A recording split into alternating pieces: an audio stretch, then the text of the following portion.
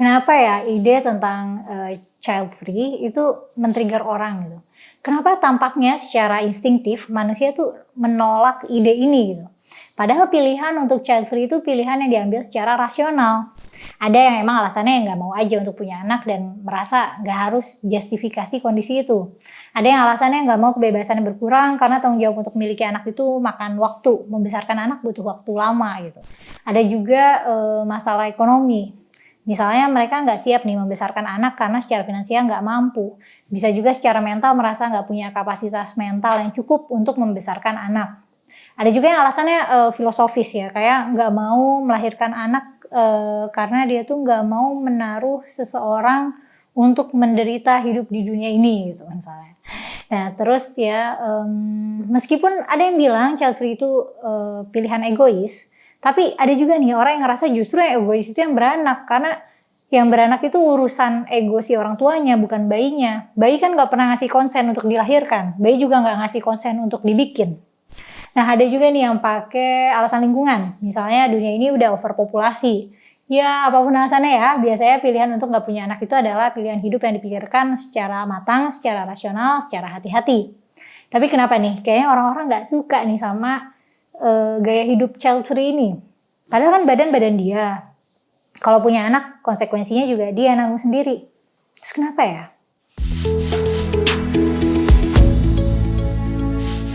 Kembali lagi sama aku Mela di channel Forbidden Questions, tempat kita mengeksplorasi pertanyaan tentang budaya dan agama. Pertanyaan kita di episode kali ini adalah, kenapa sih nggak boleh child free? Kenapa kalau kita memutuskan untuk nggak punya anak, akan ada kelompok masyarakat yang nggak setuju dan berusaha menentang keputusan kita? Padahal itu keputusan kita terhadap badan kita sendiri, yang mana konsekuensi dari punya anak ataupun enggak, itu kita sendiri yang nanggung. Manusia memang punya kecenderungan untuk secara instingtif menolak ide gaya hidup yang mengancam keberlangsungan manusia sebagai spesies. Dan itu juga kenapa orang-orang bisa ke-trigger nih sama perihal LGBT gitu, perihal same-sex relationship. Dan itu juga kita kenapa nih kepo sama hal-hal kayak, udah ada calon belum? Kapan nikah? Kapan punya anak? Kalau udah punya anak ditanya lagi nih, kapan nambah anak?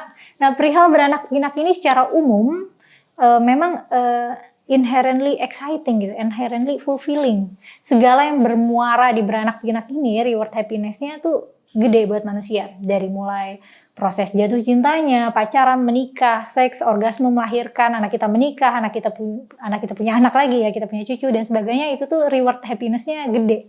Dan itu kenapa juga kita merayakan pernikahan, kita merayakan kelahiran, dan punya acara yang berhubungan sama kelahiran. Terus ada acara apa ya, tunangan, lamaran, 7 bulanan, ulang tahun. Pokoknya intinya kita tuh mengapresiasi kelahiran dan keberlangsungan. Itu juga kenapa orang tua tuh sayang sama anaknya, karena gennya sudah terwariskan dan turun. Rasanya tuh memuaskan karena meskipun dia mati nanti, bagian dari dirinya tuh ada yang masih hidup dan berlanjut. Insting utama organisme yang hidup itu memang untuk bertahan hidup.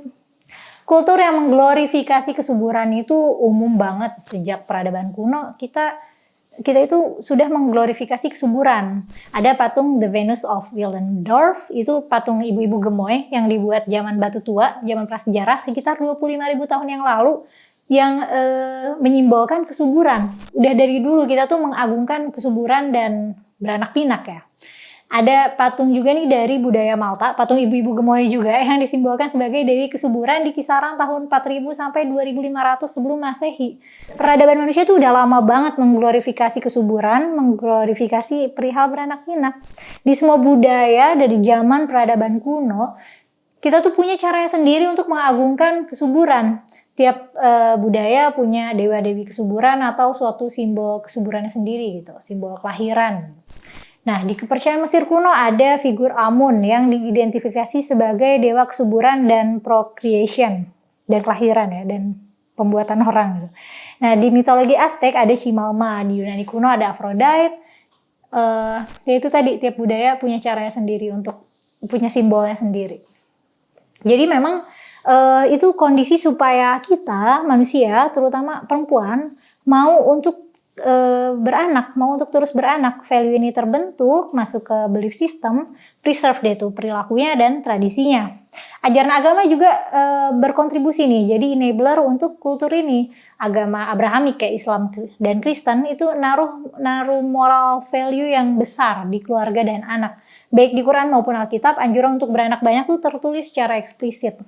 Ini kenapa secara tidak sadar orang-orang tuh nggak suka nih sama gaya hidup tanpa beranak. Karena seperti yang aku sering sampaikan, perilaku manusia tuh muaranya pasti urusan bertahan hidup. Mau itu makanan, mau itu urusan kawin-mawin, pasti ya muaranya untuk bertahan hidup dan lestari. Tapi aku punya pertanyaan lanjutan deh. Pertanyaan spekulatif sih. Apakah sentimen negatif hanya berlaku ke manusia yang berkualitas tinggi gitu? Manusia berkualitas tinggi yang memutuskan untuk child free. Kualitas tinggi itu dalam arti dia sehat, cerdas, cakep, kaya, dan status sosial oke. Nah, apakah kalau misalnya nih ada manusia yang penyakitan, gak rupawan, level skill kognitifnya rendah, ekonominya lemah, gak punya status sosial di masyarakat, nah kalau orang ini milih child free, orang akan ketrigger juga gak ya? Apakah orang-orang ini cenderung hanya marah, cenderung antipati ke orang yang kelihatannya punya gen bagus tapi dia memutuskan untuk child free, atau sikap antipatinya ini berlaku ke orang secara umum? Menurut kamu ada polanya nggak? Karena kan kalau gennya bagus berarti dia punya potensi besar untuk berkontribusi melahirkan manusia berkualitas lagi nih.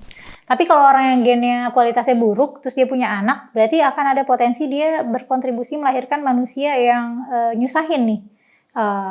Atau kayak penyakitan gitu, karena kan orang tuanya penyakitan gitu, terus nggak cerdas juga, ekonominya lemah juga. Nah kalau dibagi dua case kayak gini, menurut kamu kayak gimana nih? Ada polanya nggak? Coba tulis pendapat kamu di kolom komentar ya. Like dan share video ini, dan jangan lupa untuk subscribe channel YouTube Forbidden Questions. Aku Mela pamit dulu, sampai ketemu lagi di episode selanjutnya. Dadah.